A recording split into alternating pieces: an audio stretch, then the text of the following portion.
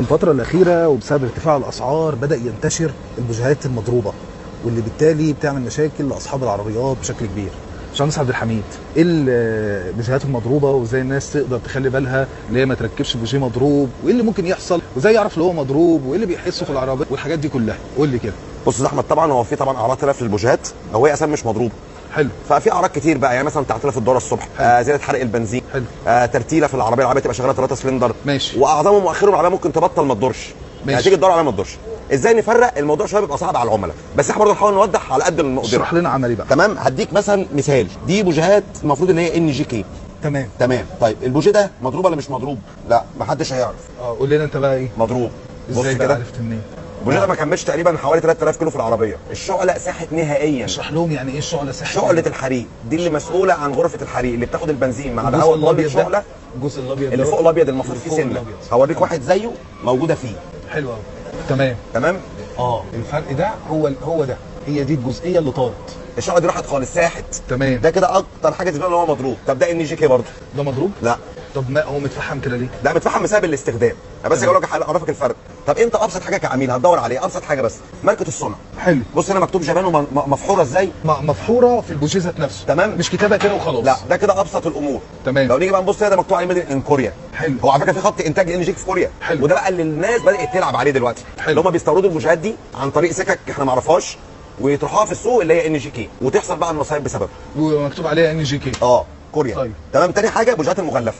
تمام. ايه البوجيهات المغلفه؟ اللي انت تلاقي بوجيهات مكتوب عليها نيسان، مكتوب عليها شيري العربيه. تمام. طبعا العميل بيفرح. حلو. اللي مكتوب ماركه عربيته على البوجيه. حلو. ده اللي بيبقى جوه البوجيه دينسو.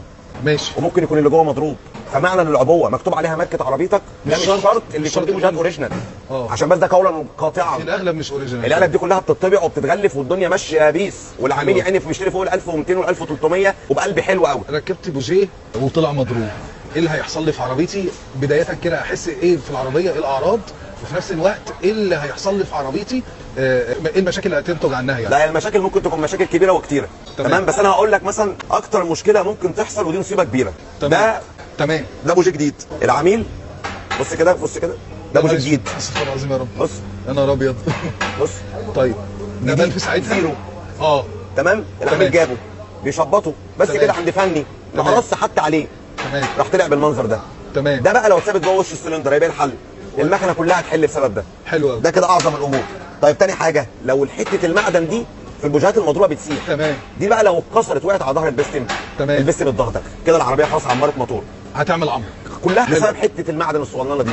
لو بوجيه مضروب وسحت على ظهر البستم او وقعت على ظهر البستم. طيب تمام. الاسباب بقى الطبيعيه والعاديه اللي كلنا ممكن نواجهها. الاعراض، تعطيل في الدوره الصبح، حاجه ادور العربيه مش عايزه تدور بسرعه. تمام. العربيه تدور 3 سلندر. تمام. العربيه تدور 3 سلندر. تمام. حرق جامد جدا في البنزين. تمام. مش بدل ما يسالك 10 لتر ده يشتغلك 20 لتر. تمام. وقلت لك زي ما قلت لك اعظم حاجه ممكن نواجهها العربيه تيجي تبطل ما تدورش تاني بسبب طقم البوجيهات، وده حصل مع عميل فعليا. ده طقم بوجيهات اصلي. حلو قوي.